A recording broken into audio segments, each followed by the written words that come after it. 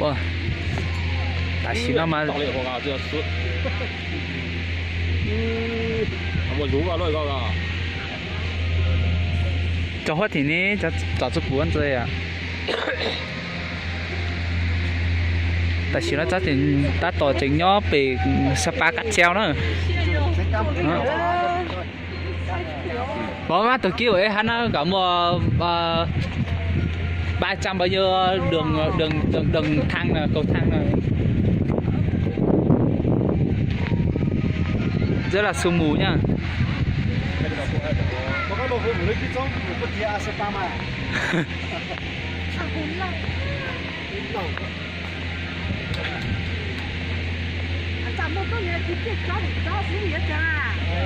Mọi gì ta bé à?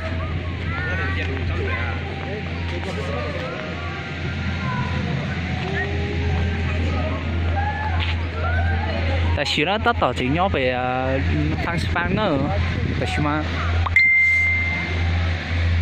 nó chả khó đi bỏ nó nữa.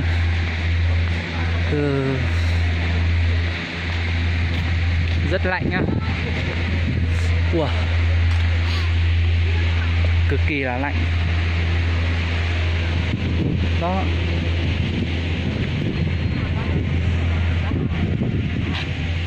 Nhớ cu nhà tao trong sách thường rồi đó.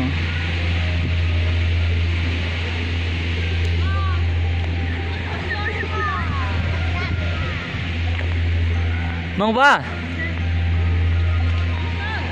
Mình chỉ ta về mà nắng đẹp với nhau.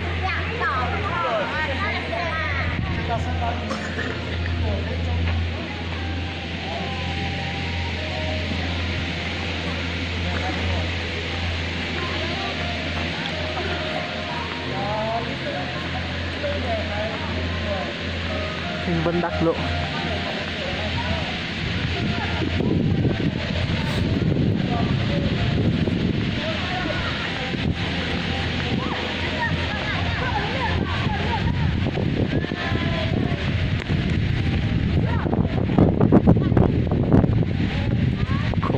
Tội mặc rách nát, giờ lên đến đây lạnh chết này.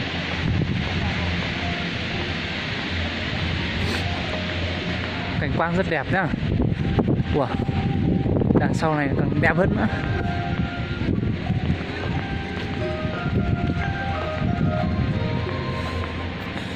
Đây là đi tận đâu không biết nữa. Wow, lạnh quá. Sao tao đi chuồn nó thế?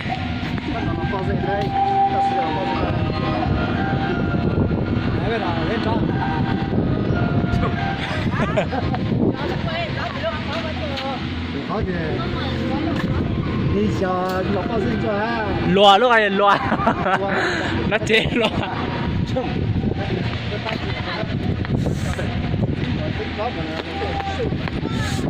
Lạnh lắm à. Đó. Nó còn ngồi lên đó nữa nè. Tại vì nó tỏ mua xe ở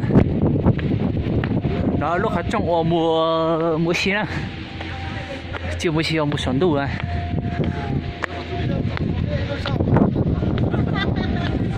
Rất lạnh, cảnh quan rất đẹp.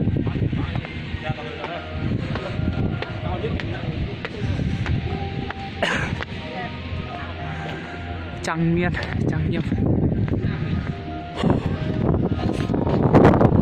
Rất mệt.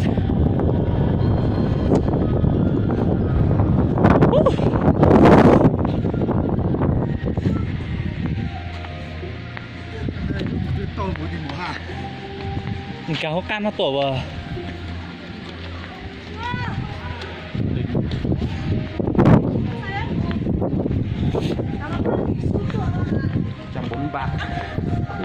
Có kinh theo đấy hả? Bò. Lên đi. 3.143 mét đấy. Kinh thẳng đố. Chỉ nào phải số trống. Kinh theo ký này dám.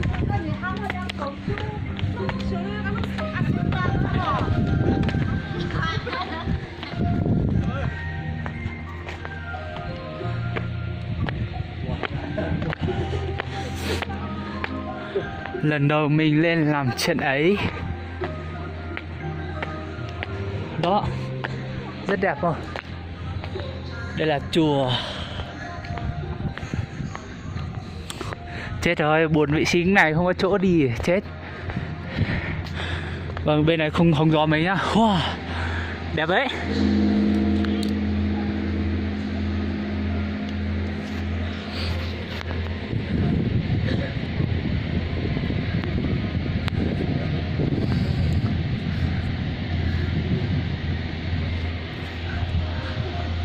Trong này trong có cờ nữa.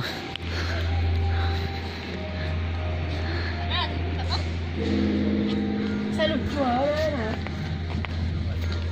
But tại lúc ba hai trẻ to cái này sao một cái tay số một này. cái này, bất cứ trẻ gì gặp này. Đỉnh đó. Đi bộ thôi. Đi bộ. Bộ cho nó khỏe người. Lạnh cái này. vé to Yeah. Giá của tao với vé này. Lạnh thì là hơi đi tàu hơn.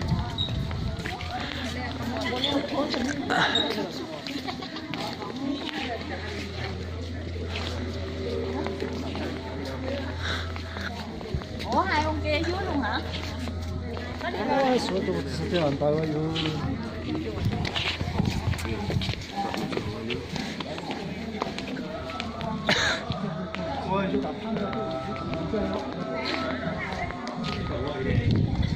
Hả? Là to cái này. Dạ hôm nào tổ chức số họ. Và Đỗ Quyên. Nó cám tôi rồi bỏ. Hình như là từ dưới kia xiên lên.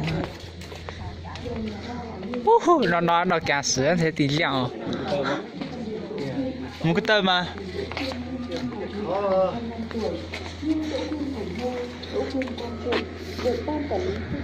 Cảnh rất đẹp nhá. Đó. Như anh em thấy đây cảnh đẹp à.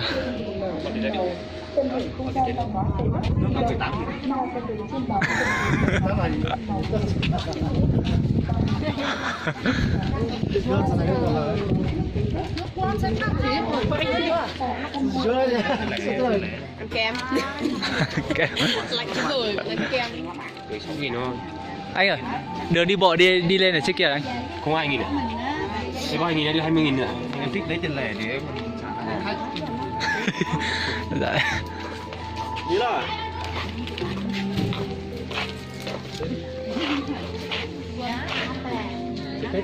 một người Anh bao ơi. nhiêu tiền tàu 70.000. Anh ơi, ở đây mình có chỗ đi vệ sinh công cộng anh nhỉ? Sân chùa bên cạnh sẽ xuống. Đấy, những người đang đi xuống Đấy kìa. người đang xuống rồi. Đi vệ sinh đấy. Chết.